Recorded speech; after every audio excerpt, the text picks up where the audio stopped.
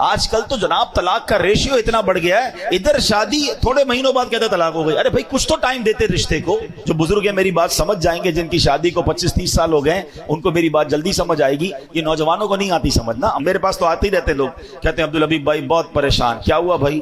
بڑی دعاؤں سے شادی کی، شادی کے بعد گھر میں جھگڑے اتنے، ماں کو بیوی پسند نہیں، بیوی کو ماں پسند نہیں، ماں کو سمجھاؤ تو بیوی ناراض، بیوی کو سمجھاؤ تو ماں ناراض۔ میں تو پریشان ہو گیا شادی کر کے، میں ختم کر رہا ہوں، طلاق دے رہا ہوں۔ تو میں نارملی نوجوانوں کو جو سمجھاتا ہوں آج لائیو سمجھا دیتا ہوں، شاید کسی کا گھر بچ جائے، کہ یاد رکھو شادی کے پہلے 4-5 سال ہمیشہ مشکل ہوتے ہیں، فیصلے میں جلدی مت کرنا۔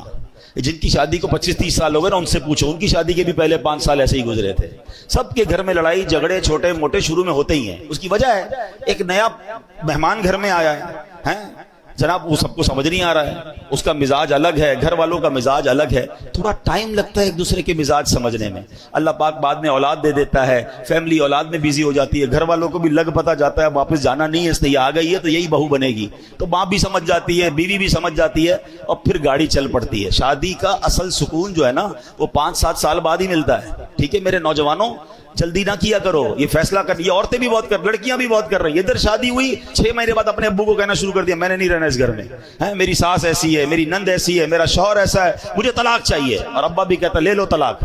اللہ کے بندوں، طلاق کے بعد عورت ہی پھنستی ہے، اس بیچاری کو دوبارہ رشتہ اتنا آسانی سے نہیں ملتا، اس کو بعد میں اپنے گھر میں بھی لوگ اجنبی سمجھتے ہیں۔ پتہ نہیں کیوں نہیں سمجھ رہی ہیں میری بہنیں، 2 بچے لے کر چلی گئی گھر میں کہ میں طلاق لے کر جاؤں گی، میرا ابا مجھے رکھے گا۔ ابو کب تک رکھے گا؟ ابو کا انتقال ہو گیا، پھر تمہیں کیا تمہارے بھائی سنبھالیں گے جن کی اپنی شادیاں ہو گئی ہیں؟ اتنی جلدی کر رہے ہیں لوگ طلاق میں، اتنا جلدی فیصلہ۔ قرآن کہتا ہے کہ جلدی مت کرو، فیصلے میں فاسٹ نہ ہو جاؤ، ٹائم لگتا ہے۔ یہ رشتہ 2-4 سال کا نہیں ہے، یہ زندگی بھر کا رشتہ ہے۔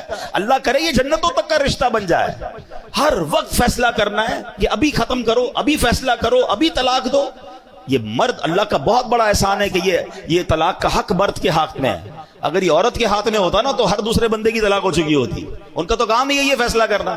تو میری بہنوں سے بھی گزارش اور میری بھائیوں سے بھی گزارش کہ جن کی شادی، اور میری ماں باپ سے بھی گزارش، یہ ماں باپ بھی شے دیتے ہیں، فکر نہیں کرو طلاق لے کر آ جاؤ میں رکھ لوں گا، یہ کبھی بھی اپنی بیٹی کو راستہ نہ دکھایا کریں، بلکہ اس کو کہیں کہ تم اپنے گھر میں وقت گزارو، ٹائم دیں۔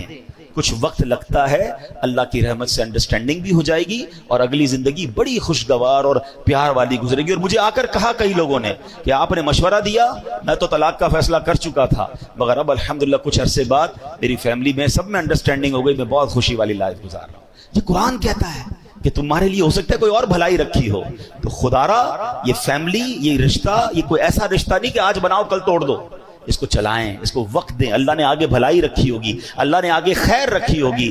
اللہ کرے کہ ہم اپنے گھر میں محبت اور پیار سے رہیں، قرآن کی تعلیمات پر عمل کریں، تو انشاءاللہ اس کی برکتیں ملیں گی۔ اللہ پاک عمل کرنے کی توفیق